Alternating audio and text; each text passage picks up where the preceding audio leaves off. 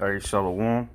First and foremost, I want to give all praise, glory, and honor to Yahweh, Ba'ashem, Yahweh Shai, Ba'ashem, Rachak Wadash.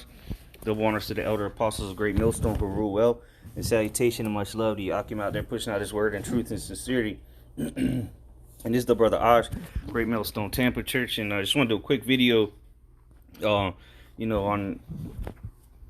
these last days, how mighty men, all right, men of war that are in the military, these muscle bound dudes, I think tough guys, all of these guys are gonna be folded up like lawn chairs, all right, when the perils really begin to pass, in the sense of people dying by on every street corner, troops out there shooting people down, concentration camps, mark of the beast being mandatory, people starving to death.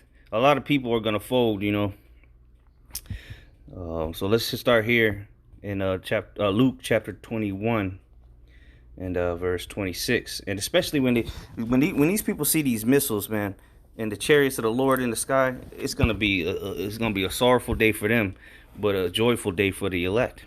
All right. So let's see, Luke 21 and 26. Men's hearts failing them for fear. Right. So people's gonna be having heart attacks, man. They just, all right, and their minds are gonna fail them. All right, their knowledge is gonna fail them because they have no true knowledge, wisdom, and understanding. They have the worldly knowledge that's not gonna be useful in that day. Scriptures talk about in Isaiah 33 and 6, knowledge and wisdom shall be the stability of thy times. What knowledge? The knowledge of these scriptures, the understanding, the wisdom that comes with this truth. Okay, that's the only thing that's gonna keep you level headed and not freaking out like a damn schoolgirl.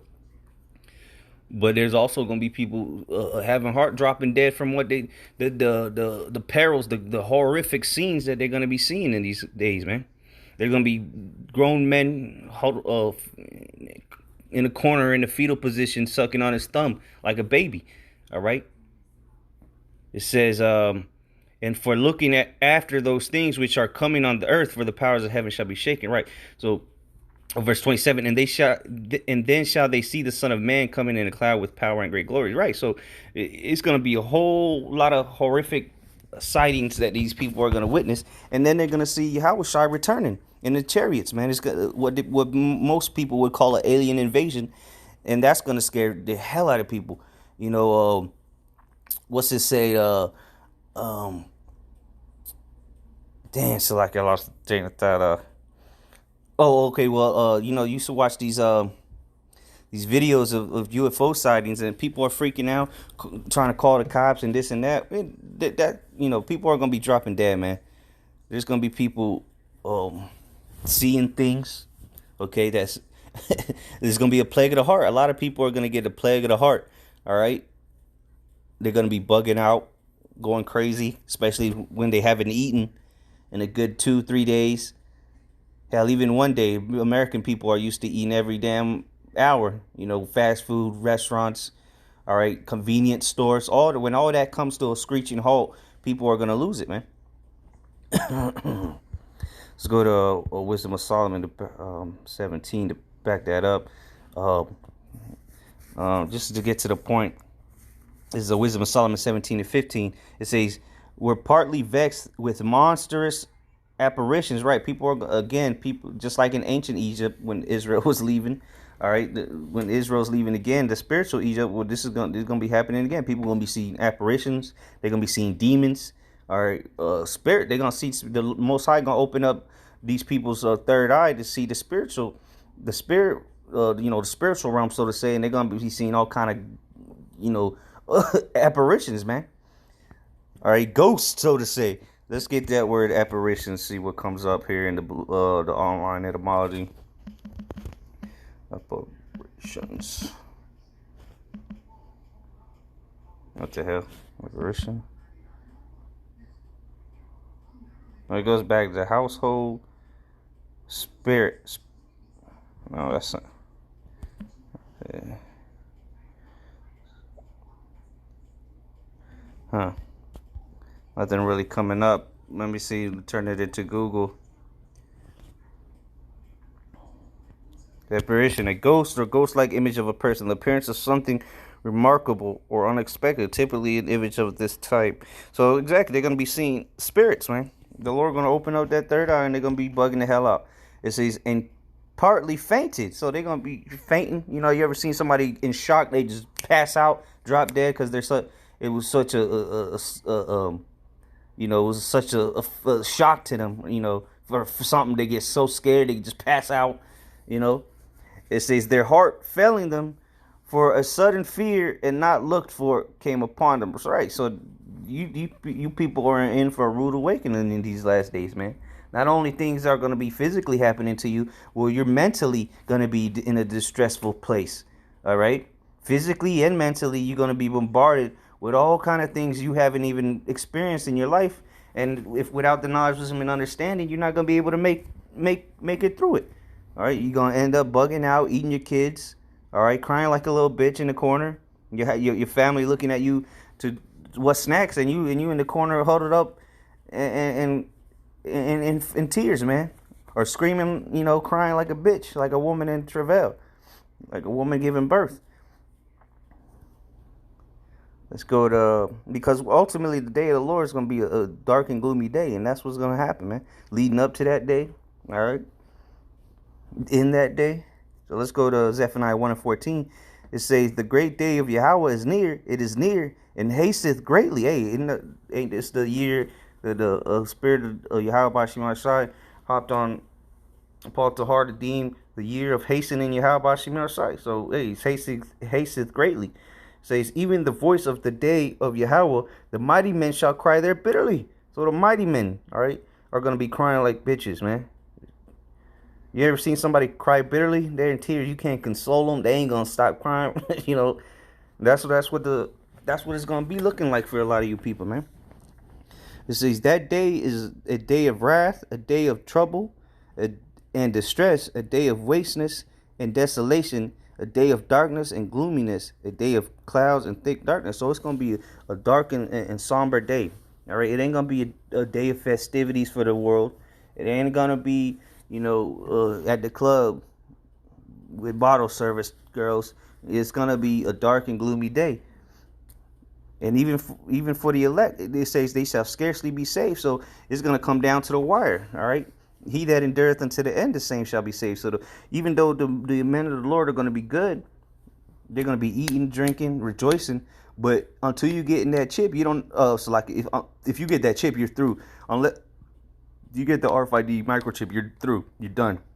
But until you get into that ship, then you don't know if you're saved or not. Until you see that chariot beaming you up, you have to continue to fight. Okay. It says verse 16, a day of the trumpet and alarm against the fenced cities and against the high towers. And I will bring distress upon men. So the Lord's going to bring distress, man, anguish. Okay. Great turmoil on the soils of America and around the four corners of the earth. All right, the scriptures in 2 Ezra 8:50 says, many great miseries shall be done to them that dwell on the earth in the latter times. You know, roughly paraphrasing. So it's going to be miserable times for you people, man, mentally and physically. It says that they shall walk like blind men because they have sinned against Yahweh, and their blood shall be poured out as dust and their flesh as the dung. So there's going to be a lot of bloodshed, okay? There's going to be a lot of tortures, mentals, torture, physical torture, okay? A lot of cold-hearted backstabbing, a lot of tears being shed and not of joy, okay? So it ain't looking very good, because the time of Jacob's trouble is going to be a horrible time, okay? And a lot of people are going to get killed during that time. So let's go to Jeremiah 30, and I'm going to start at 6. I'll start at 5. For thus saith Yahweh, we have heard a voice of trembling, of fear, and not of peace, right? Because that's what is coming, all right? War, okay? Not peace. The peace will come after the war.